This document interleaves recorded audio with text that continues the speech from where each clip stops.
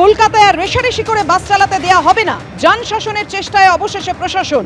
গাড়ি চাপা দিয়ে মানুষ মারলে খুনের মামলায় রুজু হবে। নগরায়ণ ভবনে উচ্চ পর্যায়ের বৈঠকের পর হুঁশিয়ারি দিয়েছেন পরিবহন মন্ত্রী। রেশারেশিতে একরত্তি পড়ুয়ার মৃত্যুর পরও একের পর এক দুর্ঘটনা ঘটছে। একই দিনে শহরে দুর্ঘটনার কবলে টুলকার ও স্কুল বাস।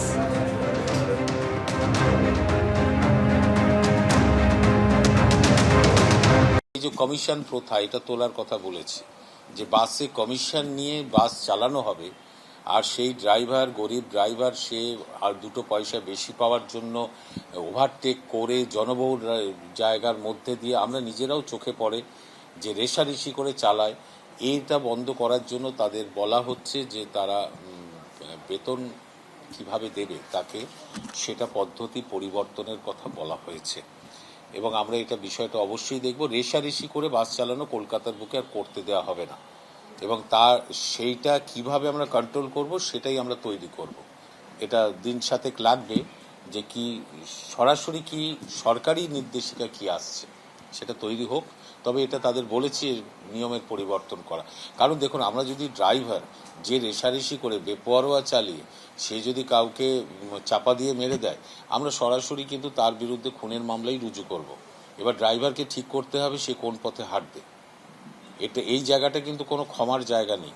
আমি স্নেহাশিসকে যেটা রিকোয়েস্ট করেছি, আমি আগে প্রাক্তন ট্রান্সপোর্ট মিনিস্টার ছিলাম, যে একটা স্ট্যান্ডার্ড অপারেটিং সিস্টেম তৈরি করো যেটার মধ্যে কমিশন সিস্টেম থাকবে না। আমার স্ট্যান্ডার্ড অপারেটিং সিস্টেম যে মানবে না তার পারমিট ক্যান্সেল হবে।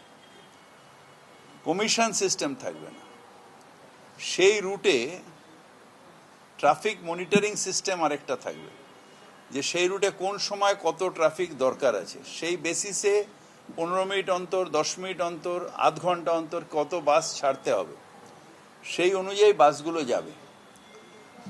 বাসের সাথে কথা বলে টাইম লাগবে, কিন্তু একটা জিপিএস সিস্টেম করে দিয়ে, ওই ট্রান্সপোর্ট মনিটরিং সিস্টেমে একটা জিপিএস সিস্টেম করে দিলে বাসের মুভমেন্ট কি হচ্ছে দেখা।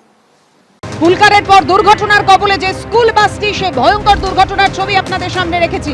সেই ভিডিও এবিপি আনন্দের হাতে। পঞ্চশায়রে নিয়ন্ত্রণ হারিয়ে কিভাবে ধাক্কা মারল স্কুল বাসটি দেখুন।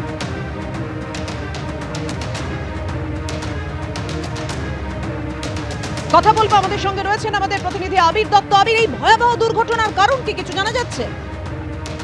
তবে একেবারেই আজকে দুপুর 2টো নাগাদ এই ঘটনাটি ঘটেছে পঞ্চশায়র রোডের ওপরে, এবং যেটা জানা যাচ্ছে একটি স্কুল বাস সেটা নিয়ন্ত্রণ হারিয়ে পঞ্চশায়র রোডের ওপরেই এই ঘটনা ঘটায় এবং পাশেই ছিল পিয়ালেস হাসপাতাল, এবং সেখানে দেখা যাচ্ছে নিয়ন্ত্রণ হারিয়ে দেওয়ালে ধাক্কা মারে এই বাস। এবং যখন ধাক্কা মারে, বাসের সামনেই ছিলেন একজন যিনি সাইকেলের ওপরে ছিলেন এবং তিনি গুরুতর আহত হয়েছেন। এবং দেখাই যাচ্ছে যে কিভাবে সিসিটিভি ক্যামেরা ফুটেজ থেকে দেখা যাচ্ছে যে কিভাবে বাসের ধাক্কায় তিনি একেবারে দেয়াল ভেঙে যখন বাসটি ঢুকে যাচ্ছে ভেতরে, ঠিক সেই সময় তিনি একেবারে বাসের সামনে, এবং গুরুতর আহত অবস্থায় ওই যুবককে ইতিমধ্যে পিয়ালেস হাসপাতালে নিয়ে যাওয়া হয়েছে চিকিৎসাধীন। এবং তার সঙ্গে সঙ্গে তোমায় জানাই, ওই বাসের চালককে আটক করা হয়েছে। বাসের ভেতর বেশ কয়েকজন স্কুল ছাত্র বা ছাত্রী ছিলেন, যাদেরকে ইতিমধ্যে উদ্ধার করা হয়েছে পুলিশের তরফ থেকে, এমনটাই জানা যাচ্ছে। তবে এই ঘটনায় পরিপ্রেক্ষিতে কেন এরকম ঘটনা ঘটলো, বাসের চালক কি অবস্থায় ছিলেন, সেই সমস্তটা খতিয়ে দেখা হচ্ছে পঞ্চশায়র থানার তরফ থেকে। এবং ওই চালককে ইতিমধ্যে আটক করা হয়েছে। সিসিটিভি ক্যামেরার ফুটেজ থেকে দেখা যাচ্ছে যে দিনে দুপুরে এই যে ঘটনা ঘটেছে, অর্থাৎ দুপুর 2টো নাগাদ এই যে ঘটনা, সেই ঘটনায় বাস বেপরোয়াভাবে চালানো হচ্ছিল নাকি বাসের নিয়ন্ত্রণ হারিয়ে গিয়েছিল, এই বিষয়গুলো খতিয়ে দেখা হচ্ছে পুলিশের তরফ থেকে।